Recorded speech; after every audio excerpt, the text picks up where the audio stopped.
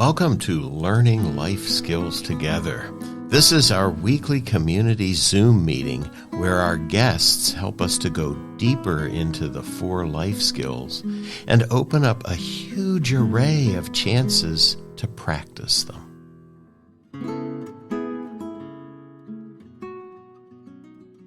Hello, everyone, and welcome to our 15th weekly Zoom community meeting. So I wanted to reflect for just a moment on where we're at, as they say, because at this point, we're starting to make a little bit of a transition. So we have been talking about attention, and we're expanding that now to include emotion regulation. And so very soon you will start seeing the module number 3 in our Learning Life Skills Together program, which is on balance. So the idea that sometimes we get out of balance and sometimes our kids get out of balance, and sometimes we can help each other come back into balance. So that's where we're headed. And as we've been practicing with attention, we've been seeing how just paying attention can actually help us to settle ourselves down and to maybe come a little bit into balance. So the other thing I want to talk about is that we're starting to develop sort of themes and almost series in the meetings that we're having. So back in our 12th meeting, we had Claire Ellis from the Reader Organization come and talk to us about how reading is a way of paying attention that helps us to understand our emotional life, to help us understand how we're built by looking at how others are built and how they work sort of emotionally. So this all has to do with our access to literature and our access to the kinds of things that help us to pay attention, the kinds of things that move us. And so in my estimation, one of the big things, one of the big places is the library. And so libraries really are lots of things. And the great poet of libraries, I have to say, is Nikki Giovanni, who's written a number of poems about libraries and librarians. And so I have a poem here in front of me called A Library. And I'm going to ask my guest tonight, Danielle, whom I'll introduce a little more thoroughly in a minute, to read this poem for us. And so as you listen and you pay attention, just notice what strikes you, what comes out of this poem that's for you. Danielle. Hello, welcome. I'm glad that you're here and I'm glad to be here. So, A Library by Nikki Giovanni. For Kelly Martin, a library is a place to be free, to be in space, to be in cave times, to be a cook, to be a crook, to be in love, to be unhappy, to be quick and smart, to be contained and cautious, to surf the rainbow, to sell the dreams, to be blue, to be jazz, to be wonderful, to be you, a place to be. Yeah, to be. Right. Thank you for that, Danielle. So I'm wondering if there are folks in our audience who have a reaction to the poem, if anything sort of stood out for you in that poem, or if it made you feel a particular way. So I want to say that on my hearing of it, the different ways to be really were kind of fun, to be a cook and to be a crook. So I happen to be someone who loves to read books of recipes. They're kind of like poems in a way, Yeah. and who loves to read mysteries. So, so there you go. That really, really struck me. So, and I can ask Danielle what this poem did for her. Yes, I think I agree that the poem reminds us that there are many ways to be, and that the library is kind of the window. Step in through the door, the window, or maybe peer into the mirror and examine those many ways to be, whether they reflect your own passions or just allow you to examine someone else's. Yeah. All right. Did we get anything? Was everybody shy out there?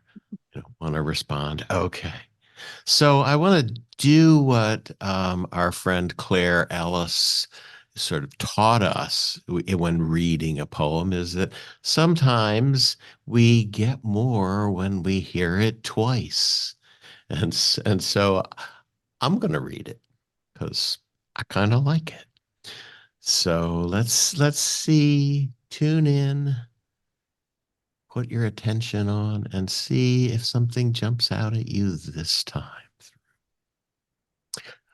A library for Kelly Martin. A library is a place to be free, to be in space, to be in cave times, to be a cook, to be a crook, to be in love, to be unhappy, to be quick and smart, to be contained and cautious, to surf the rainbow, to sail the dreams, to be blue, to be jazz, to be wonderful, to be you, a place to be. Yeah, to be.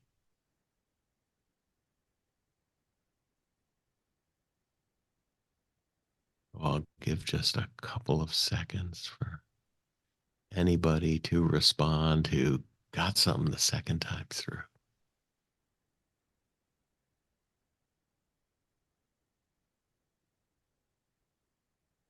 Meanwhile, while people are typing, I hope, I would like to introduce to you Danielle Stokes, who's a library assistant in the Youth Services Department of the Chester County Library in Exton. That I think of as the mothership of the Chester County Libraries.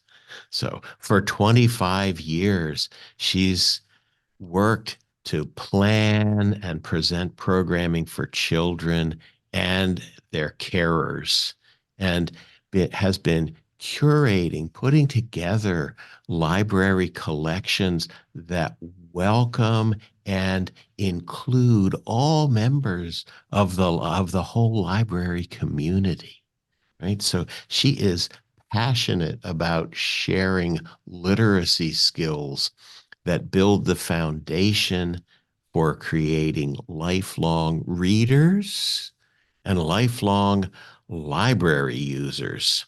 So the slogan that she lives by is libraries are for everyone. Her educational background is in English and education with a special emphasis on early childhood development. And I want to say that early childhood development shows up really beautifully. Um, I visited the library and visited the Play and Learn for very young children. And we sang, we played, we hopped around, we did things that you can do just with your fingers. We made collages, and we saw our emotions go up and down. So especially when we sang, everybody clean up at the end. So yeah, so wonderful time put together by Danielle. So, Danielle, I'm wondering if you could tell us a little bit about what you do in a day. What does it look like for you at the library? So most days I am the person that's here in the evening. So I'm currently at the library right now, and I am usually here until we are closing. So I start the day a little bit later than when the library opens because I come in the afternoon so that I can be here to serve those families and members of our community that are working and maybe not able to get in Hmm. during the day. Yeah. Yeah, so there are days where when I come in, I jump right onto our customer service desk there in the children's department, and I sit out there at our desk, and I'm there to help anybody who comes up with a question. We actually have a sign over our desk that says, "Ask me a question." That question could be where to find a book. Where's the bathroom? Where's this program? Do you have this, or can you help me find a form that they might need for various purposes? And that's the Children's Youth Services reference desk. And then sometimes I'm upstairs at our young adult teen service desk where questions might be, where are the computers? Do you have graphic novels for me? And what kind of programs do you have for teens or kids my age? And so I hop around between those two desks and answer our community members' questions and help them find the resources and materials that they need. And then when I'm not on those desks, sometimes I'm in programming. I do programming really from 0 to teen because I Wow. I do programs with our youngest children. So we have a program called Razor Reader, which is how I initially came to the library with creating that program for them. And then I do programming all the way up to our teens, and those are largely our middle grade teenagers. So we do have some high school students that come and join us for various programs, but I also coordinate our teen volunteers and so help supervise them and mentor them. And then when I'm not doing that, a large part of my job is, as I mentioned in my bio, curating our collection. So I am one of 4 staff members who select the items that go into our collection, make sure that they get processed properly into the collection, and then get them out on the shelf and ready for all of you to come in and utilize them. Hmm. Okay. Yeah, So get them on the shelf. absolutely. Yeah, And so that's how I guess most of us picture the library is full of books. And of course that is what it is. And, absolutely. and so I was wondering if you could talk about sort of the different collections because you're talking about 0 to teen. So Absolutely. so what kind of stuff is there? So, yes, books are for babies. I'm a big proponent of that.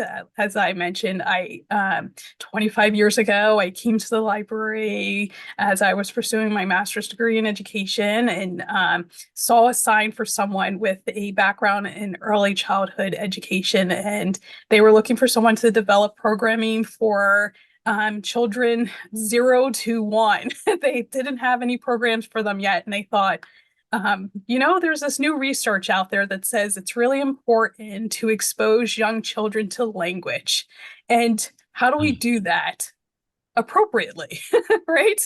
Like but let's make sure that we're doing what's appropriate for their development. And so I came on board and I helped create that program, Raise a Reader, which really is about building the skills in parents, very similar to the program that you have, in that we are building skills in parents to teach them how to explore books for babies, board books, cardboard books that are hard, easy for babies to manipulate with their thick cardboard pages, okay if they want to put into their mouths, Right. as is all those are reading behaviors in a baby, right? We Mm. might not think of that, but that's how babies are Yeah. exploring books and learning about reading and how books work, right? Yeah. Get the taste of the book. Absolutely. Yeah. And so, as they get a little bit older, they branch out into our picture book collections. Picture books are not only books with just pictures, which some people get confused by that name, but books that are um, inclusive of illustrations, but also have text too. And it's geared with the ideal of an adult reading to a young child. This could be a 2-year-old all the way up to about 6, 7, 8 years old. They are known for having rich language in them. So, really, again, important in helping young children expand their language. Very important again to the skills that you're helping develop, where emotional regulation cannot happen in young children if they don't have the language for it. Yes. That is So, a big theme here. Yeah. yes. So picture books are there to help our adults, right? Help the adults in their life, help children get that language, right? You might not know how to get your young child to explain that they are frustrated, right? But if we can find a book in which that language is used, and there's an illustration of a child or a animal that is frustrated. Next time your young person is feeling that way, they have that language for it now, right? Ah, So it's not only having young kids frequently or comfortable with sad or mad, but how do we expand that language? How do we get them from just mad to frustrated or sad to I'm feeling discouraged, right? Those are mm, similar feelings, yeah. but Yeah. not exactly the same feeling. You can be discouraged that you can't tie your shoes yet, right? Not necessarily sad about it. And so Right. picture books are there to help expand that vocabulary for our young people through the sharing with an adult in their life, because those are the books that are being read to them. Yeah. So I'm wondering, Danielle, if you have some favorites among, first of all, the board books. The Because, board books? yeah, what do babies really like? What do you have Well, to keep replacing copies of? oh, they really like there's an author, Leslie Patricelli, and she has these very lovely books in which there is a baby. The baby is feeling very typical baby feelings in that they don't want to go to bed, or they are looking for their binky, or oh, which is very clever and very funny. They have a toot. So they have made a toot, and little young children, 2 and younger, think that's very, very funny because, of Yeah, course, it it is not uncommon for young children to find bathroom humor very, very yeah, funny of all ages. And so even when they're young, they find those books very funny, and they are very popular and have been around for a while. One of my favorites is a book that just came out called I Am Up. And it again is it about a small child's day. So those books are very common where they mimic what is actually happening in a young child's life. And yeah. this young child is awake, even though the parents are so desperately trying to put this small child to sleep. And at the very end of the story, I'm still up, says the baby. And meanwhile, the mom and dad have fallen asleep trying to get the baby to sleep. Oh, Um, so very clever, very fun. yeah, and really, I can see the expanding vocabulary there. Yeah. Yes. So, Yeah. how about picture books? Picture books. Yeah. So one of my favorite picture books, again, because I am a great lover of vocabulary, and I think that it's never too early to expose young children to words that they may not hear. It's actually essential for their lifelong learning development, is Nanette's Baguette, in which she is beset with regret Ooh, for regarding this baguette. So she goes on an adventure to buy baguettes for her mother, Nanette does. And each time something happens with the baguette that Nanette regrets. And so again, that regret is it's an emotion that children have, but maybe don't have the language to yeah, fully express. And yeah. so um, not only is it fun because it's fun to say and read, and but the words beset, that's not something that children may Mm, not be typically exposed to. yeah. And even regret, again, that might not be a word that they have heard before, but now through reading this story, which is humorous and has lots of highs and lows and very many emotions happening in it, they get that chance to explore that and think about what does it mean to be regretful, and so it is fun for that, and it's a highlight of when I am sharing books with young people. So when I Mm, am in a program and I'm sharing, I like to really take the time to pause and interact and have a discussion with the young kids about the story. So we're not just reading it to hear the story. yeah. We are in exploring mode, and we're exploring the story, including the illustrations, why we use that word, how we can figure out how that word is expressed in the way that the character is drawn. So what's going on with their face, their eyes, their eyebrows, the shape of their mouth, how that can help us figure out emotions that people are feeling. And then we discuss why they might be feeling that emotion. What in our story is helping us, figure out why this person is Yeah. having these emotions. And so, again, that's all for helping the young people that we're sharing stories with incorporate these feelings and incorporate this language to allow them to be more emotionally expressive. Yeah, wonderful. Thank you. So at the end of our talk tonight, I'm going to ask you if you can put together a little list of these books that you've mentioned so far. Yeah, Absolutely. I think that people might get excited. Like I'm excited to see Nanette's Baguette. It is a great one. Yeah.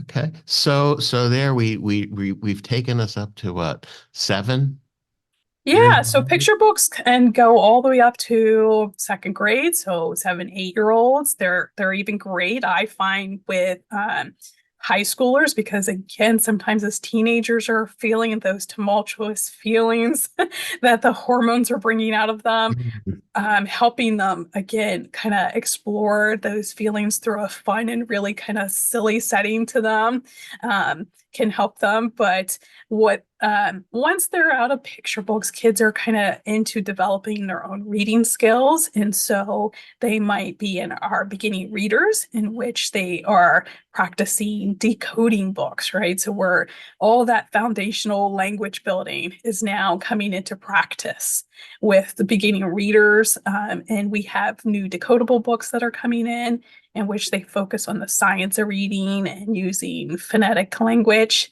to help children become readers so that they are actually then capable of reading materials on their own. And then once they are getting stronger into their reading, we have in our library a section called Bridge Books. This is because we find that lots of children, once they are capable of reading, still don't feel accomplished with reading. So we have shorter junior novels in which children are then able to practice even more reading with no pictures, right? That's a big Mm, jump. And yeah. as adults, we don't necessarily think about that, about how that big change suddenly that, oh, there were pictures here and that helped. And now suddenly there's no pictures and the text is smaller. Mm, And that can be intimidating for some of our young people. But some of them jump right into the junior novels. So, of course, many of you are familiar with your Roald dolls, the BFG, or James and the Giant Peach, or some of the even more traditional or classic tales like The Secret Garden or Alice in uh, Wonderland. But then, of course, we have our more modern tales like Percy Jackson. If we have any mm, listeners, young children who are yeah. in fifth or sixth grade, those are probably familiar to them because they read those Diary of a Wimpy Kid. And all of those books are for our middle grade readers, which are kids that are reading well independently, usually are upper elementary to middle school kids. Yeah. Yeah. Very big with that group right now are graphic novels, which are rich in language, but have that illustration component that kids desperately love and really helps them with just building a rich vocabulary and exploring various materials. Yeah, yeah. And I'm just thinking about the whole um emotional vocabulary thing that you've been talking about is how graphic novels really help that. They put a scene together and Yes. show you the person's response. And yeah, Right. usually Yes. dramatically. Absolutely. Yeah. Yeah. Very Yeah. popular in the graphic novel genre are books for middle schoolers. And again, this is a very developmentally and tumultuous time for our young people, right? They are going through big changes with friendships, big changes maybe in their social setting as they move from their elementary school where they've been at since kindergarten to a middle school, potentially, right? And suddenly there might be new people, right? Because your elementary school was the kids that you knew from kindergarten, maybe, but then the middle schools tend to feed in, right? There's more than one Mm, elementary school at that middle school. yeah. And so there's new friends or potential friends or potential problems. And so Mhm. those graphic Yeah. novels help those young people navigate that. They see their selves, they see that setting, they see the characters dealing with the same things of being nervous in those settings, of being anxious to make a good impression, to navigating who am I, right? This is when a Yeah. lot of our young people are starting to form a little bit of their own identity, separate necessarily from their family identity, right? It's that Yeah. first step. And so those graphic novels really do, like you said, present it not only in the language, but also in the illustrations and showing them this is how this person might respond if I said these words to them, or kind words or Yeah. harsh words, and then would that be a response that I want, and is that a persona that I want to try out, and so this is a safe way for kids to explore those things without necessarily suffering the consequences of them. Right. Yeah. Yeah. So have you got a favorite or so in that For genre? graphic novels, oh yes, it was a Newbery Award winner a couple of years ago, which is one of the highest awards that American libraries give to children's literature, and it is called The New Kid. And it is about a young boy Mm. who's starting at a private school. He's going from his neighborhood school and starting in middle school at this private academy. And he is navigating not only all those standard feelings of will I fit in? Who are these people? I won't have any friends. Will I have someone to sit with? How will I find my way around the building? But also, then he also has some issues around his racial identity and who that is. And so it's a fabulous book. The second I read it, I thought that it was Newbery worthy. I had an Wow. advanced copy of it and had read it and thought, oh gosh, please let this be the Newbery winner. And so when it did win, I was very delighted. Wow. Yeah. Fabulous. All right.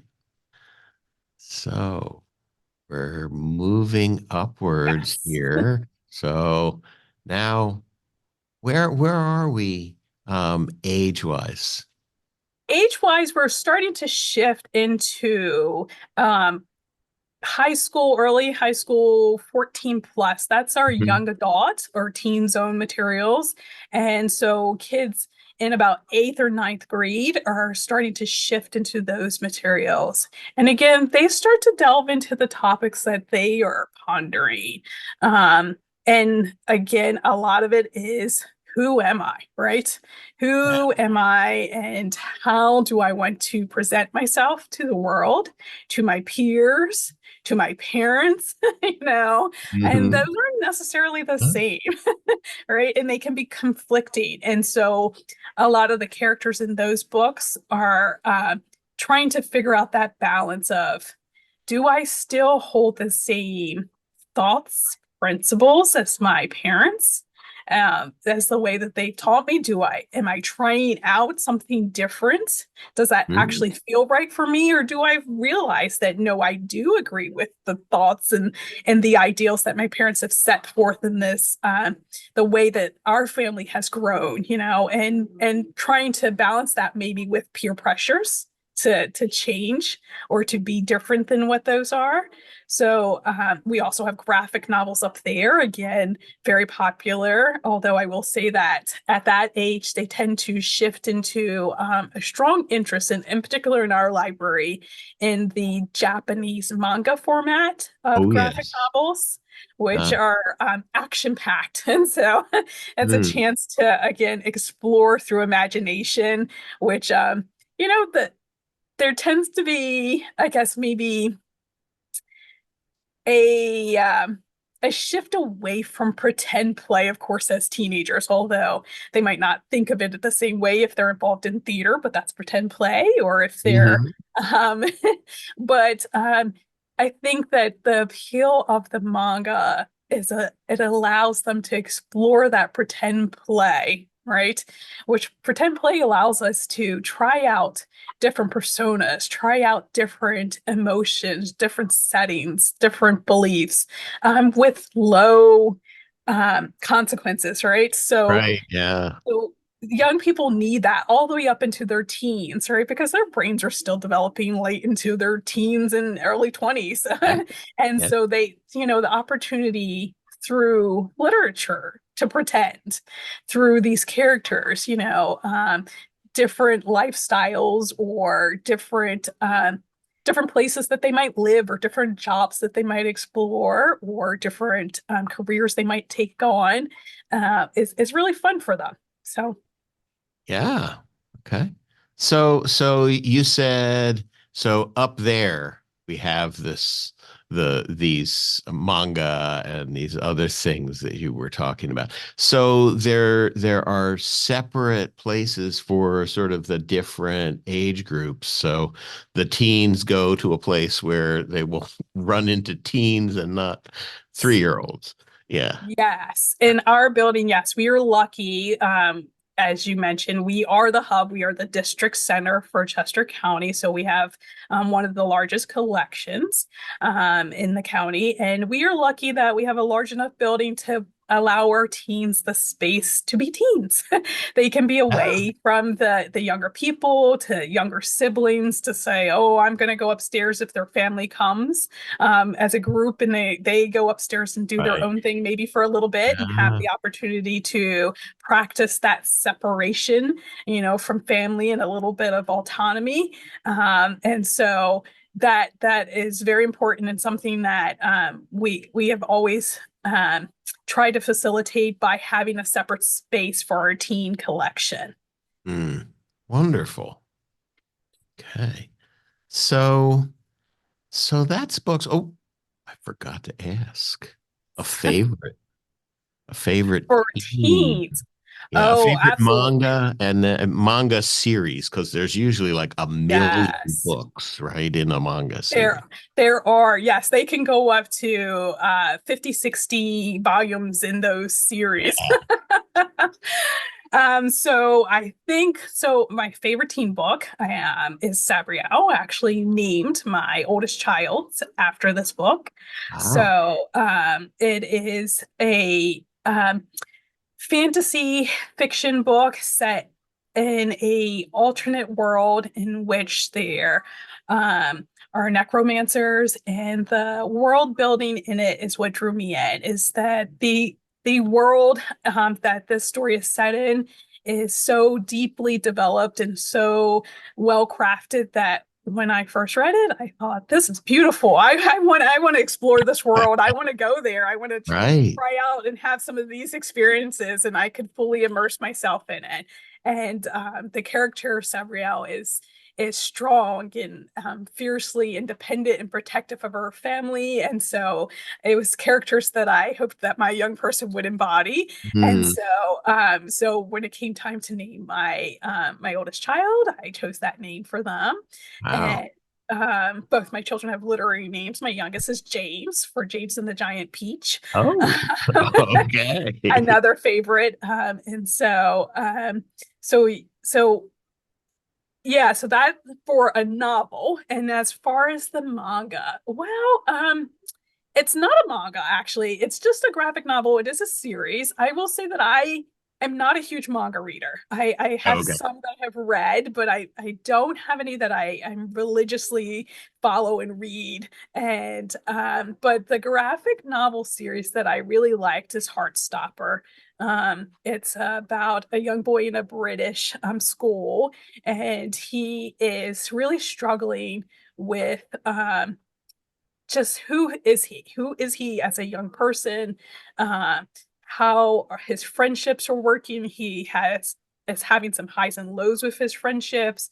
He's also exploring his sexual identity, and how that plays out for him in customs in school, and whether that will lead him to being ostracized. So it is a five-part series that was turned into a Netflix series. So the young people are Oh, loving it too.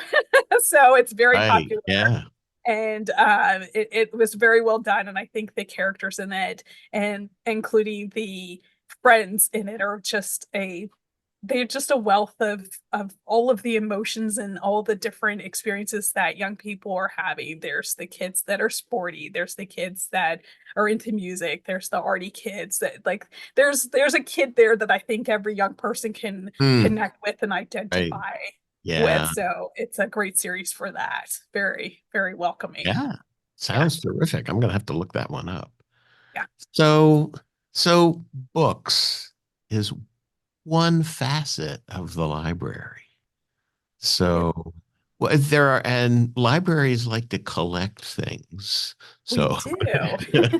so I'm wondering what other kinds of collections there are that the kids can really get into and learn from and use and share, parents Right. and kids. Yeah, so we have multiple thing collections, as you mentioned, at our library.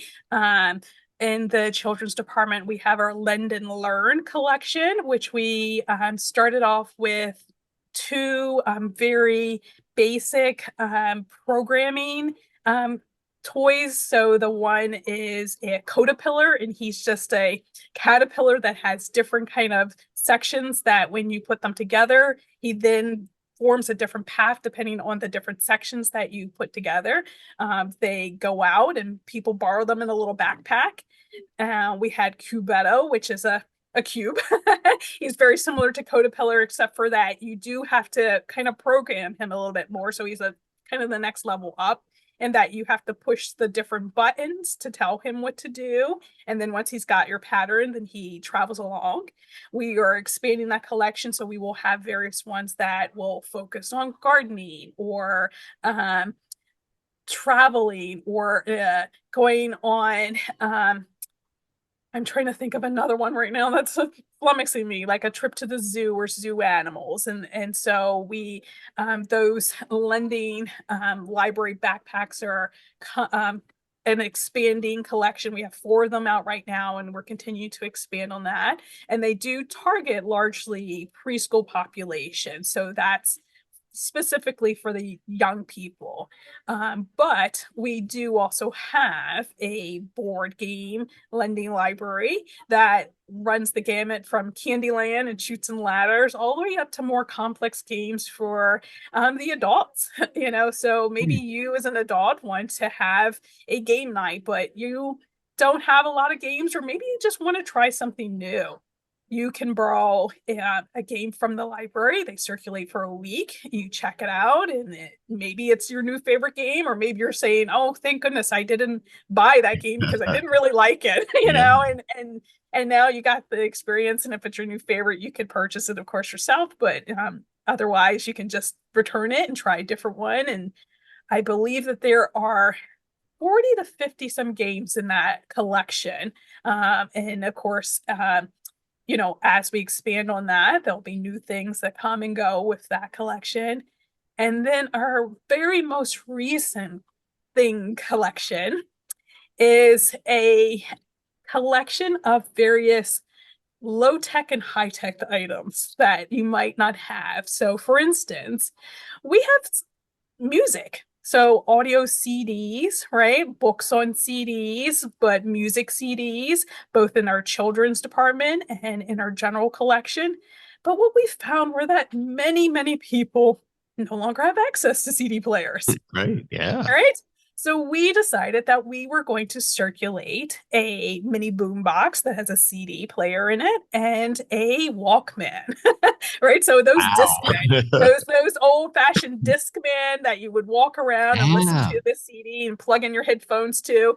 Well, we have 2 of those in our collection, and so people are able to borrow those and utilize this media format that some people were having limited connection with because they didn't have the equipment for it. And so that this other library is more about equipment. Like I said, some of it's high tech in that we have a Blu-ray player in there, so more high tech, but some of it's low tech, like the old-fashioned CD player in there. So Right. Yeah.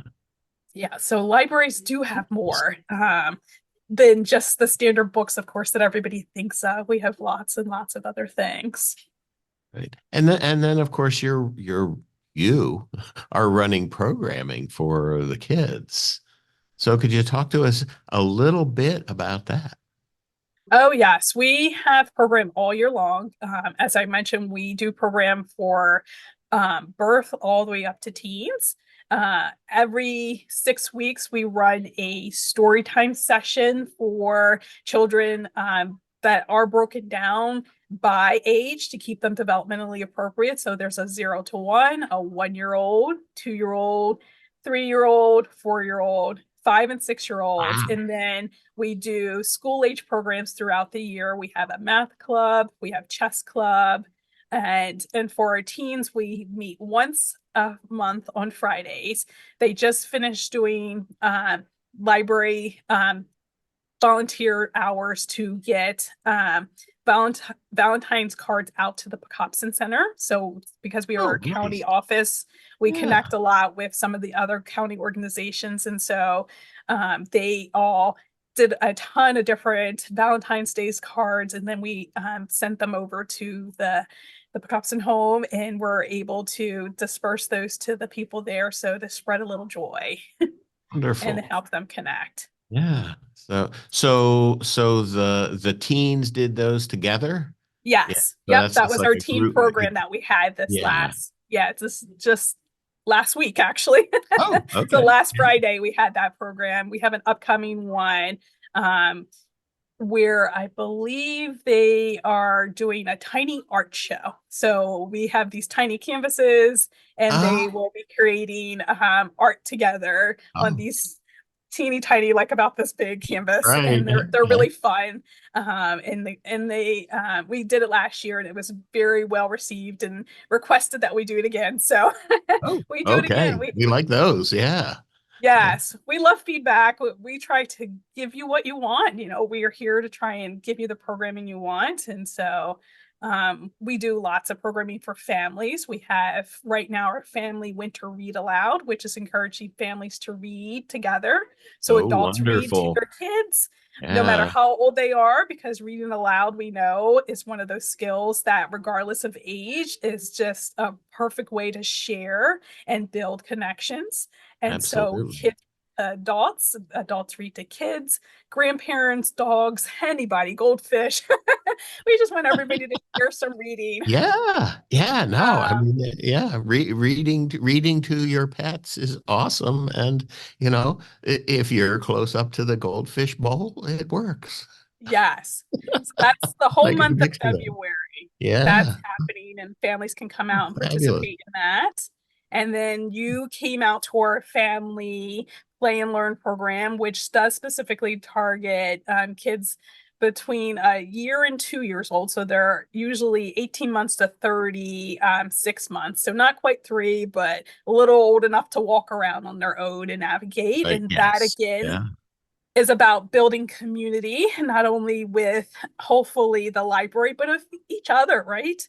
It's so yeah, yeah, important for adults and parents of young children to build connections and communities so that they have an outlet for expressing their emotions, their challenges, and yeah, being kind of congratulated on their successes, right? How do you know that you're doing a yeah, great job if maybe you're the only person you know with a 1 year old and you don't know mhm, that that's great that they're doing this and it's yeah, okay that they're doing something that yeah, maybe you're worried about because guess what? This little kid over there is doing the exact same thing.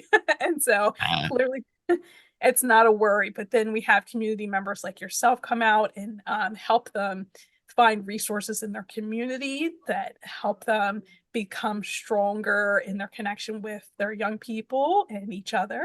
And so that's one of our great programs that we have. And this Saturday, we will have Take Your Child to the Library Day. So all day long, there will be activities happening, including story times, a STEM event, and crafts all throughout the day. So all day long on Saturday, if you pop into our library, that will be happening, and we hope you come out and join us for those. yeah, fabulous. So when we were going through sort of the collections, the books, that kind of stuff, we stopped at teens, and we probably shouldn't have because this is a program that really encourages the parents to do the things that they want their kids to do, and Yes. and do them so that they have them, the parents have them inside them, so reading, doing those kinds of things, listening, all of what you have available.